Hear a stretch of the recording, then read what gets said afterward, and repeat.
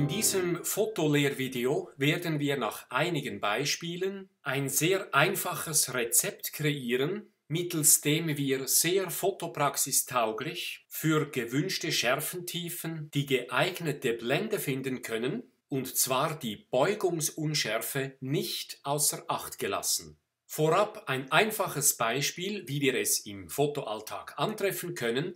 Wir haben hier einen Stein und da eine Blume in 3 bzw. 5 Metern von der Kamera entfernt, eine Kamera mit APS-C-Sensor, und uns gefallen nun der Bildausschnitt mit der Brennweite 52 mm. Wohin sollen wir nun fokussieren und mit welcher Blende sollen wir diese Szene aufnehmen, wenn wir denn bei Stein und Blume eine mindestens akzeptable Schärfe generieren möchten? G im harmonischen Mittel zwischen 3 und 5 Meter liegend haben wir sofort gefunden. Für gewisse Berechnungen habe ich hier KF für den APS-C-Sensor und KF effektiv für weiteste Schärfentiefe hier noch hingeschrieben. Die Mindestblende, die wir benötigen, um bei Stein und Blume nur schon durch die Zerstreuung allein knapp genügende Schärfe erzielen zu können, haben wir mit dieser Formel sehr schnell gefunden. Die Mindestblende K gleich 9 ist kleiner als KF halbe, was bedeutet, dass wir diese Schärfentiefe also tatsächlich erzielen können.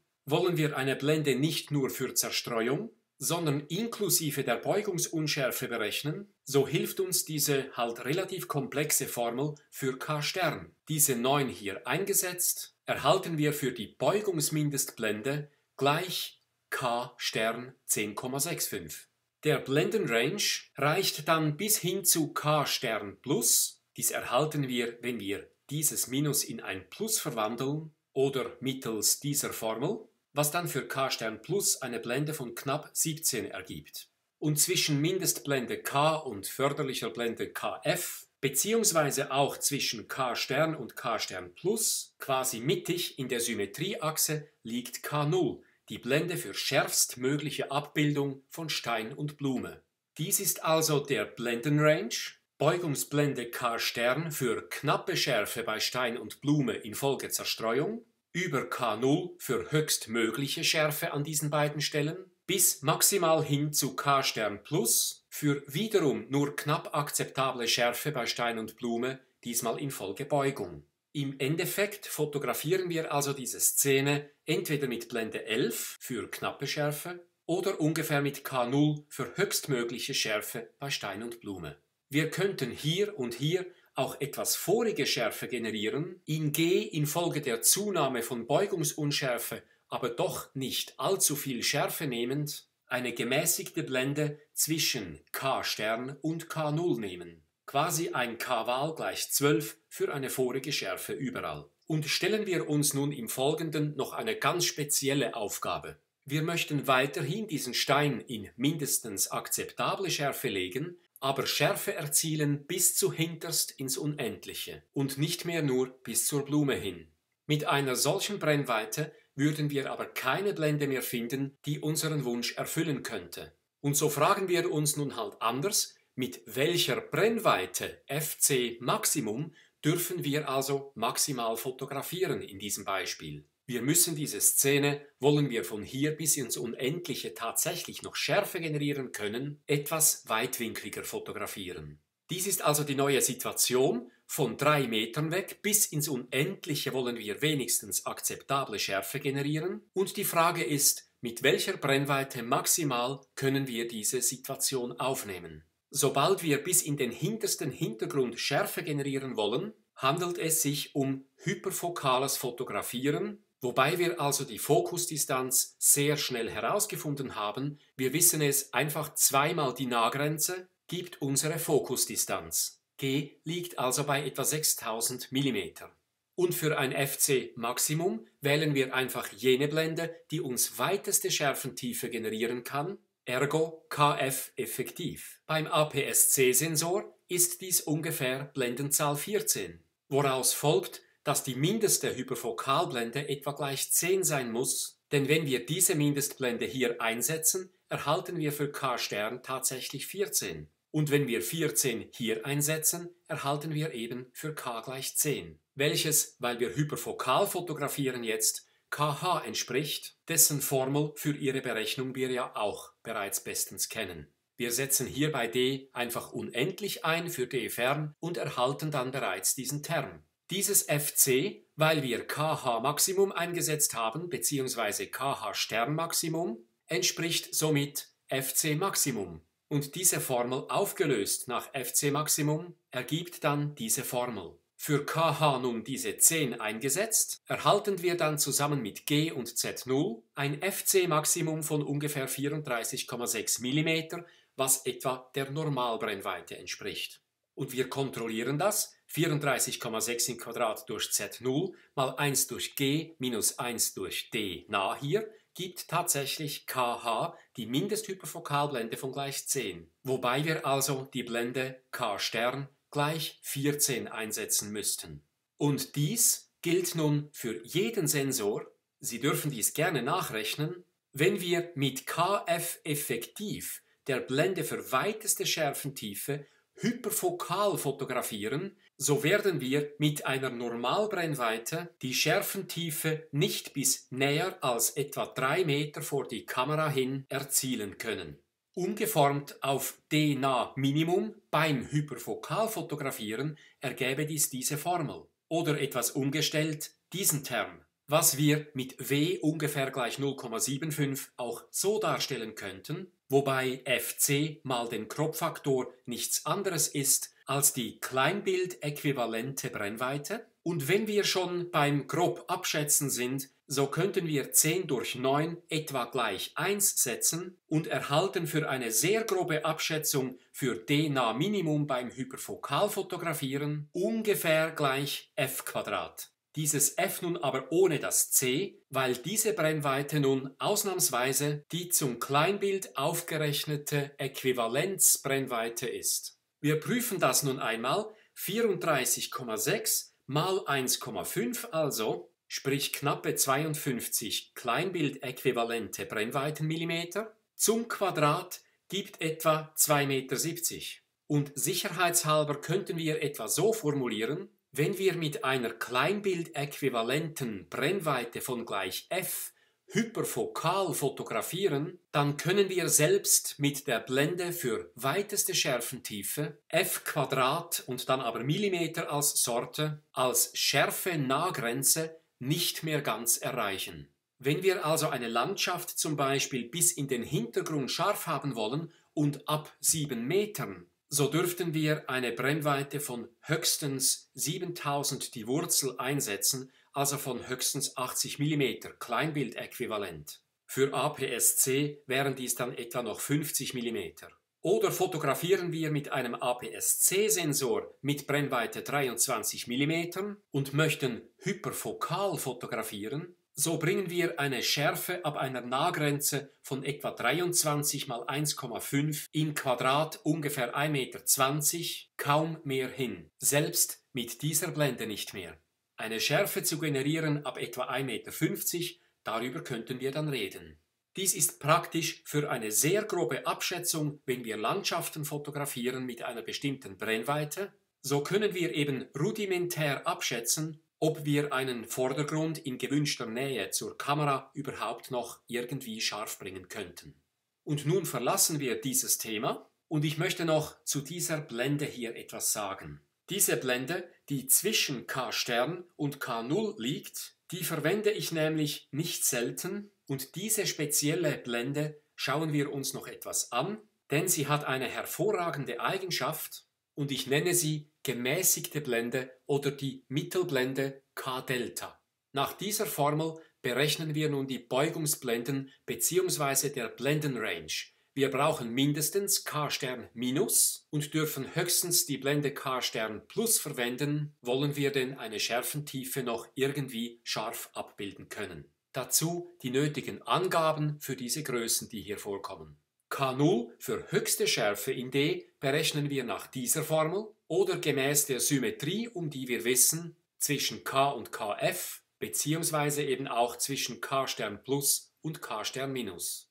K0 liegt nämlich sowohl im geometrischen Mittel zwischen der Mindestblende K und der förderlichen Blende Kf, als auch im geometrischen Mittel zwischen K' und K'+, den beiden Blendenrange-Grenzblenden. K0 ist quasi die Symmetrie, die Mitte eines jeden Blendenpaares, welches eine identische Unschärfe in D generiert. K, die Mindestblende nach dieser bekannten Formel, und auch diese gefällt mir sehr gut, wenn wir D nah und D fern und nicht G einsetzen wollen, dann einfach mit diesem 2 noch im Nenner und das Pendant dazu für K0, und wir halten nochmals fest, mit K0 wird Beugung und Zerstreuung etwa gleich bildwirksam. Z aus D entspricht ungefähr dW. Für die Unschärfe in D ist also die Zerstreuung in etwa gleichermaßen Ursache wie die Beugung. Mit K0, wir haben es bewiesen, erzielen wir also höchstmögliche Schärfe in D nah und D fern oder sonst in irgendeiner defokussierten Ebene D, und keine andere Blende schafft hier eine höhere Abbildungsschärfe.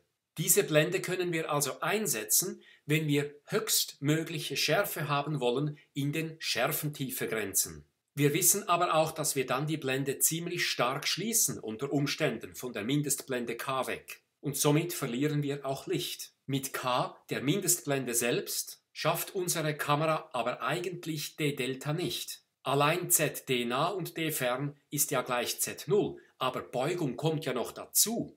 Erst K', die eigentliche Mindestblende, erreicht dann die Schärfentiefe und K0 natürlich vorig. Denn mit der Beugungsblende schafft die Optik nicht Z aus D gleich Z0, sondern U aus D nah oder D fern zum Beispiel gleich Z0. Und KF effektiv ist beides, K' und K0, daher erreicht diese Blende KF effektiv ein Schärfentiefe-Maximum. Ich möchte nun noch einen kleinen Exkurs machen mit einem sehr speziellen Beispiel, und es geht insbesondere um Stilllebenfotografie. Wir fotografieren mit einem APS-C-Sensor mit dieser Brennweite und sagen wir haben hier hinten eine Flasche, unverrückbar, und hier einen Apfel. Der Apfel sei eine flexible Staffage, die Flasche aber soll fix positioniert sein. Zudem sei uns eine Blende, die wir einsetzen wollen für diese Fotografie, gegeben.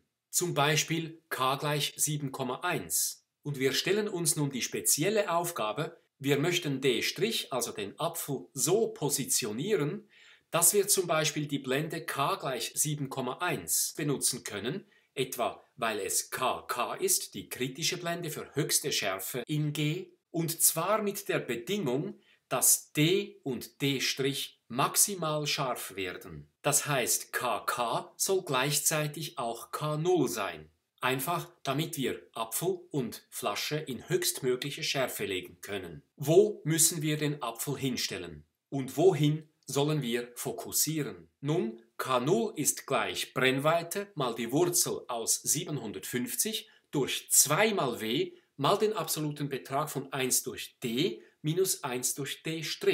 Und diese Formel umgeformt und auf 1 durch D' aufgelöst ergibt 1 durch D plus minus 2 mal W durch 750 mal die Klammer von K0 durch FC im Quadrat. Und zwar setzen wir hier das Plus ein, wenn D' vor, und das Minus, wenn D' hinter D liegt. In unserem Fall wählen wir also in dieser Formel das Plus. Nun haben wir aber alle Größen und für W setzen wir ungefähr 0,75 ein und wir können ganz einfach D' berechnen. Und G liegt ja immer im harmonischen Mittel zwischen zwei Parallelebenen, somit können wir nach dieser Formel G sehr schnell herausfinden. Und wenn wir nun Apfel und Flasche nicht in höchstmöglicher Schärfe haben wollen, sondern wenn uns nun eine Mindestblende K genügte, dann greifen wir zurück auf unsere sehr einfache Formel. 1 durch D' ist gleich 1 durch G plus minus 1 durch die hyperfokale Distanz. Und da wir G noch nicht kennen, weichen wir aus auf diese Formel hier, gleich 1 durch D plus minus 2 durch die hyperfokale Distanz. Und wir rechnen hier aber ohne die Beugungsunschärfe. Nun, FC und Z0 und K kennen wir bereits, wir können also die hyperfokale Distanz ausrechnen. Und da wir D ja auch bereits kennen, haben wir D' mit dieser Formel bereits gefunden. Und mit Hilfe dieser Formel ja auch G. So legen wir den Apfel hier hin und fokussieren da hinein und erzielen mit K gleich 7,1 K0 Oder wir legen den Apfel etwas näher zur Kamera hin und fokussieren da, dann wird dieselbe Blendenzahl k gleich 7,1 einfach zur Mindestblende. Sie sehen, mit unseren Formeln können wir schon fast alles berechnen. Wenn wir nun aber in D' und in D nicht eine höchstmögliche Schärfe generieren müssen, wir aber auch nicht gerade riskieren wollen, dass diese beiden defokussierten Ebenen nur gerade in sehr knapper Schärfe daherkommen, so können wir ganz simpel eine in nichts extreme mittige Blende wählen, ein K-Delta. Mit K-Delta wählen wir weder die Mindestblende K oder vielleicht K-Stern, wo wir nur gerade eine knappe Schärfe bei D nah und D fern erzielen und wehe, wenn wir etwas daneben fokussieren, dann meistens bei D nah eine nicht mehr akzeptable Schärfe, noch wählen wir mit K-Delta K0, welche zwar die Unschärfe-Ebenen D nah und D fern in eine höchstmögliche Schärfe legt, aber eben den ganzen Rest der Schärfentiefe nicht in höchstmögliche Schärfe, insbesondere G, die Schärfe-Ebene selbst nicht, und uns unter Umständen ziemlich viel Licht raubt. Sondern mit K-Delta wählen wir eine Blende, die zwischen K0 und K oder K-Stern liegt. Daher nenne ich sie auch gemäßigte Blende und sie berechnet sich mit K-Delta gleich die Wurzel aus K mal K0 oder vierte Wurzel, also zweimal die Wurzeltaste drücken, von K hoch 3 mal Kf. Oder vielleicht, fast noch besser, K-Delta gleich die Wurzel aus K-Stern minus mal K0 oder gleich die vierte Wurzel aus K-Stern minus hoch 3 mal K-Stern plus. Ich möchte Ihnen nun noch zeigen, wo die gemäßigte Blendenzahl in etwa liegt in der Landschaft. In dieser Grafik sehen Sie die schwarze Linie, das ist die K-Linie. Die Beugungsblende K-Stern ist diese braune gebogene Linie für eine Mindestschärfe und für maximale Schärfe haben wir hier diese blaue K0-Linie. Und K-Delta liegt dann so zwischen K-Stern und K0. K-Delta genügt meistens für die Schärfentiefe, nach dieser Formel sogar immer, sodass wir im grünen Bereich liegen und nicht extrem fotografieren, weder nur knappe Schärfe noch unbedingt diese höchste Schärfe erzielen in D nah und D fern. Und wie sich dies Unschärfe verteilungsmäßig zeigt innerhalb der Schärfentiefe, dies zeige ich Ihnen an dieser Grafik. Da ist die Kamera, wir fokussieren hier hin, die grüne Fläche stellt unsere Wunschschärfentiefe dar, und der violette Balken, der stellt die effektiv erreichte Schärfentiefe dar. Die Unschärfekurve UD zeigt uns dann an, welche Unschärfe wir wo in welchem D vorfinden. So haben wir unter der Verwendung von K, der Mindestblende, ein ZD gleich Z0 an den Schärfentiefegrenzen. Die Schärfegrenze liegt bei 0,02 mm Durchmesser auf dem Sensor. Und Sie sehen, dass wir die Schärfentiefe nicht ganz erreichen gemäß unserem Schärfentiefewunsch mit dieser Mindestblende K.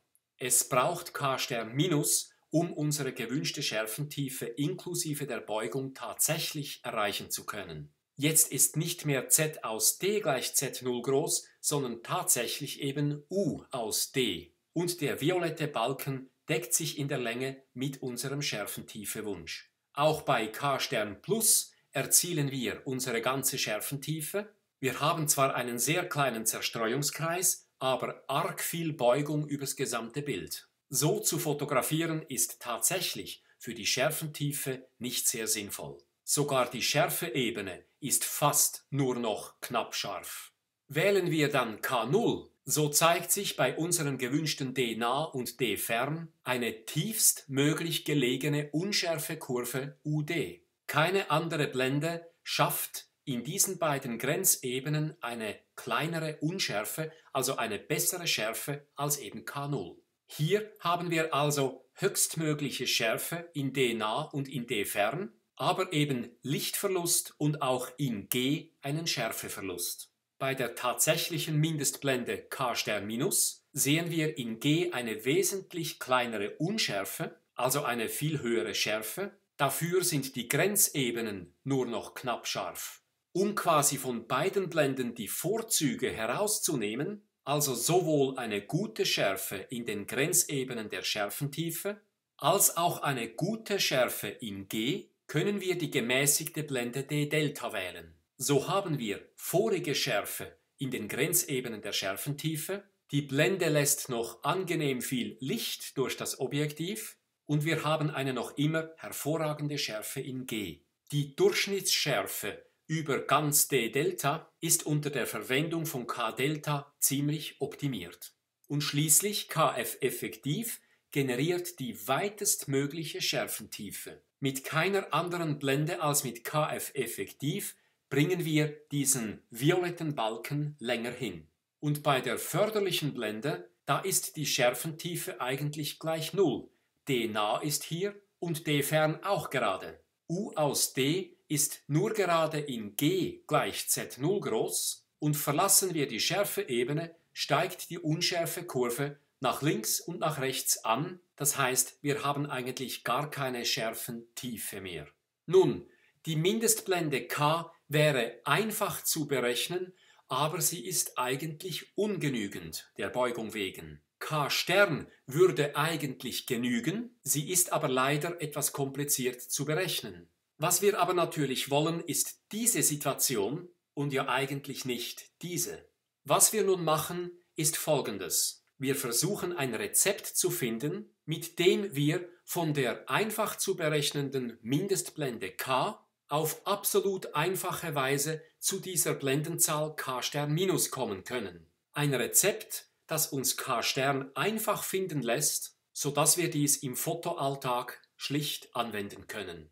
Um also im Fotoalltag K' leicht finden zu können, brauchen wir eine Vereinfachung. Die Formel für die Mindestbeugungsblende K' ist etwas zu kompliziert. Sehr praktisch ist nun Folgendes. Um von der ungenügenden Mindestblende K zu K' zu finden, müssen wir erstere, diese Mindestblende, ja etwas mehr schließen. Und nun reicht es offenbar, und zwar sensorunabhängig, die einfach zu errechnende Blende K, um nur eine Drittelsblendenstufe zu schließen, solange K nicht größer als Kf durch 2,5 ist. Bei einem APS-C-Sensor zum Beispiel also, solange K kleiner gleich 8 ist. Was wir da links gerade sehen, bei Mindestblende 8 reicht ja ungefähr Blende 9, um die Schärfentiefe tatsächlich erreichen zu können, inklusive der Beugung. Also ist das K plus etwa eine Drittelsblendenstufe. Wir rechnen also einfach K aus und drehen am Blendenrädchen an der Kamera um einen Klick nach oben, schließen die Blende also noch um einen Blendenrädchenklick. Tja, aber was machen wir, wenn K nun eben größer als Kf durch 2,5 ist? Nun, dann reicht das Schließen der Mindestblende K um eine Drittelsblendenstufe eben nicht mehr. Wenn K größer wird als Kf durch 2,5, gilt also, K ist dann um 2 Drittelsblendenstufen zu schließen. Dies heißt, wir rechnen ganz einfach die Mindestblende K aus und wenn die größer ist als Kf durch 2,5, dann schließen wir diese berechnete Blende noch um 2 Blendenrädchenklicks an der Kamera. Und reicht dies dann immer? Leider nein, denn wenn K ungefähr Kf halbe wird, so reicht ja nur noch die Blende Kf effektiv, ungefähr förderliche Blende durch Wurzel 2, also etwa Sensordiagonale durch 2, etwa gleich 700 mal Z0. Also jene Blende, die die weiteste Schärfentiefe generiert, um diese Schärfentiefe überhaupt noch erreichen zu können. Wird also die errechnete Mindestblende K ungefähr Kf halbe groß, so müssen wir diese Blende, wollen wir die Beugung einrechnen, um 3 Drittelsblendenstufen schließen, um die Schärfentiefe noch zu schaffen. Also stellen wir die Mindestblende K ein und schließen sie dann zusätzlich noch um eine ganze Blendenstufe, also um 3 Blendenrädchenklicks an der Kamera. Tja, und was, wenn K nun größer wird als Kf halbe? Nun, die Formel 211 zeigt es. Wir können diese innere Wurzel nicht mehr lösen. Das heißt, wir können K' gar nicht mehr berechnen. Sprich, d-Delta, die Schärfentiefe, gar nicht mehr bilden. Die Grenzen der Physik und unserer Augen sind dann eben überschritten. Und daraus, aus diesen Erkenntnissen, können wir nun ein sehr einfaches Rezept kreieren, welches ein einfachstes fotoalltagspraxistaugliches Rechnen erlaubt und welches die Beugungsunschärfe mit einbezieht in unser Fotografieren. Ein Rezept, das ein sofortiges Finden von K-Stern ermöglicht, das uns eine gezielte Blendenwahl beschert, dank dem wir Z0 bei Sensordiagonale durch 1500 mm belassen können, und ein Rezept, welches unsere Schärfentiefe-Absichten entweder schafft, und zwar tatsächlich, oder uns aber die physikalischen Grenzen verrät. Und dies ist das einfache Rezept. Ist K kleiner gleich Kf durch 2,5, so reicht es, die Mindestblende um eine Drittelsblendenstufe zu schließen. Ist K aber noch um einiges kleiner als Kf halbe, so müssen wir die errechnete Mindestblende um 2/3 Blendenstufen zusätzlich schließen. Und wird dann K so langsam ungefähr gleich Kf halbe, dann legen wir die Schärfentiefengrenzebenen nur noch in akzeptable Schärfe inklusive der Beugung, wenn wir diese errechnete Mindestblende um eine ganze Blendenstufe schließen. Und sobald die errechnete Mindestblende größer als Kf halbe wird, dann müssen wir wohl auf eine wirklich scharfe Schärfentiefe verzichten. Wir müssen pro Sensor eigentlich nur 2 Zahlen kennen. 8 und 10 sind dies beim APS-C-Sensor. Berechnen wir eine Mindestblende bis zur Blende 8, reicht diese Maßnahme. Wenn wir Blendenzahlen über 8 berechnen müssen, dann reicht nur noch diese Maßnahme. Und kommen wir beim Berechnen der Mindestblende so langsam in diese Region, dann reicht nur noch das Schließen einer ganzen Blendenstufe unserer Mindestblende. So finden wir K-Stern minus. Und für K-Stern plus ist das Rezept sehr ähnlich, einfach von oben nach unten. Wir schließen dann nicht die Mindestblende um diese Anzahl Drittelsblendenstufen, sondern öffnen die förderliche Blenden um die gleichen Blendenstufen. Und zwar an jeweils selbigen Grenzen. Und dieses Rezept gilt natürlich auch für die Hyperfokalblende, denn diese ist ja eigentlich nur eine spezielle Mindestblende. Und zusätzlich könnten wir vielleicht noch anfügen, dass bei einer berechneten Mindestblende kleiner als Kf durch 4 ein Aufrunden der Mindestblende genügt, um die Schärfentiefe zu erreichen, weil bei so offenen Blenden dann die Beugung nur noch sehr gering zuschlägt und wir kommen da dann bald eher in das Problem der Aberrationsunschärfen. Nun, und K-Delta liegt meistens auf der sicheren Seite. Wenn wir diese Formel verwenden, sogar immer. Mit K-Delta liegen wir meistens optimal, das heißt, sofern K kleiner als Kf halbe wird. K-Delta hat noch eine weitere exzellente Eigenschaft. Sie generiert nämlich über D-Delta in etwa eine maximale Durchschnittsschärfe. Zwischen D nah über G bis hin zu D fern herrscht mit der Anwendung von K-Delta also ungefähr eine höchste Durchschnittsschärfe. Mit K-Delta, also D-Delta insgesamt in eine tolle Durchschnittsschärfe zu legen, das ist äußerst sinnvoll. Ich verwende für eine Schärfentiefe meistens Blenden, die so um K-Delta herum liegen, vielleicht bis hin zu K0. Allerdings ist ja eben zu beachten, dass alles auf die Beugung Rücksicht nehmen auch Licht kostet, da wir die Mindestblende ja mindestens bis zu K-Stern hinschließen müssen. Nun, wie schlimm sind denn die Schärfentiefengrenzen D-nah und D-fern in Unschärfe gelegt, wenn wir nur die Mindestblende K einsetzen? Nun, wenn wir keinen Vergleich von Bildern haben, die mit K bzw. eben mit mindestens K-Stern fotografiert wurden, so realisieren wir die Unschärfeunterschiede kaum. Im Vergleich aber wird ziemlich deutlich, dass die Beugung unterschätzt wird, und zwar insbesondere dann, wenn die Mindestblende K ungefähr Kf halbe berechnet werden musste oder sogar K größer als Kf halbe.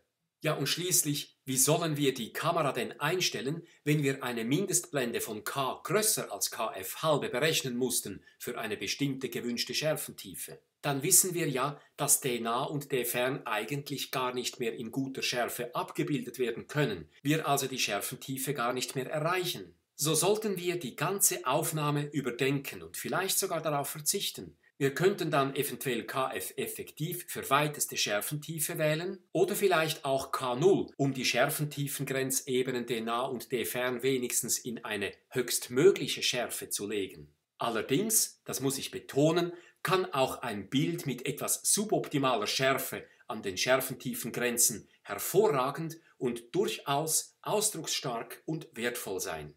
In einem Beispiel möchte ich all das Gesagte nun noch etwas veranschaulichen. Ich habe hier im Herbst einige Blätter fotografiert, ich habe auf dieses mittlere rote Blatt fokussiert und dieses Blatt ist D-nah und dies da hinten, das rote, ist D-fern. Und da vordergründig habe ich D-nah, G und D-fern vergrößert abgebildet. So sieht das Bild aus, wenn ich mit K, hier gleich 8, fotografiere. Die Schärfentiefe ist tatsächlich nur sehr knapp erreicht. Am Teppich sehr gut zu sehen, würde ich sagen, äußerst knapp. Dies ist also eine Z0-Unschärfe, wenn allein der Zerstreuungskreis ohne die Beugung Z0 groß ist, beziehungsweise das hier.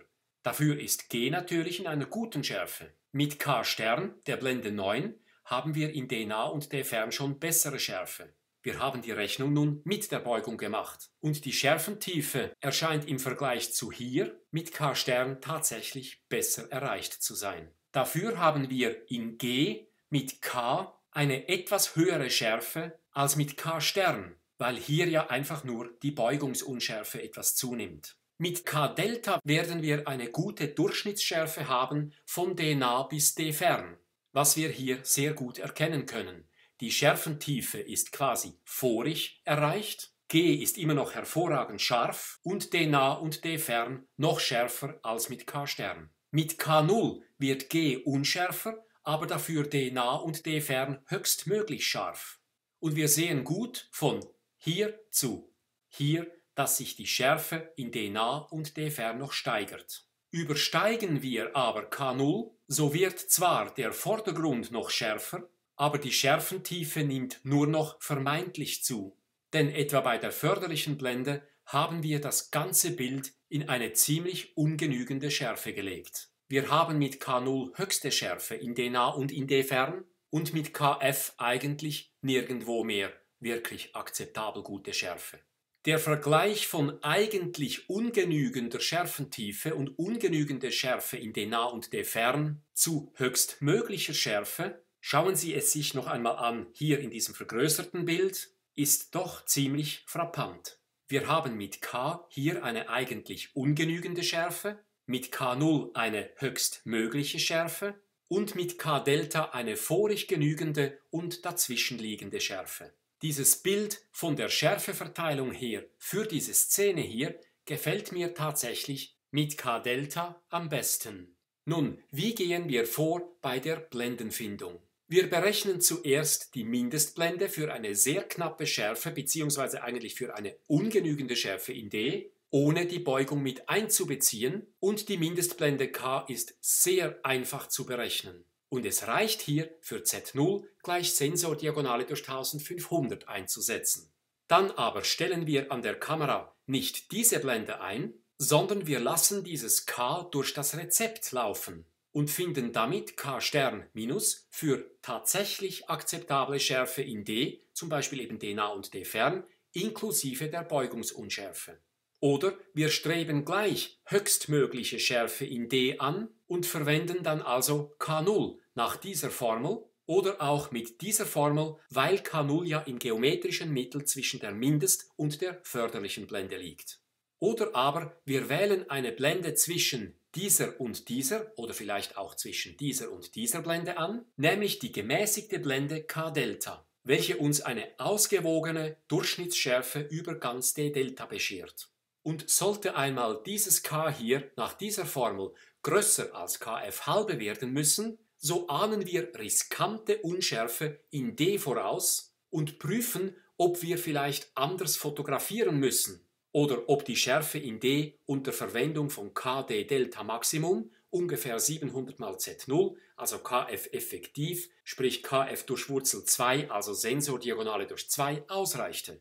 Oder wir verwenden wenigstens diese Blende, um in D höchstmögliche Schärfe zu generieren, auch wenn diese dann eigentlich nicht mehr ganz genügt. Ich setze nun voraus, dass wir diese Blenden alle gut kennen, alle Blenden, die wir bis jetzt behandelt haben, denn darauf baue ich nun weiter auf.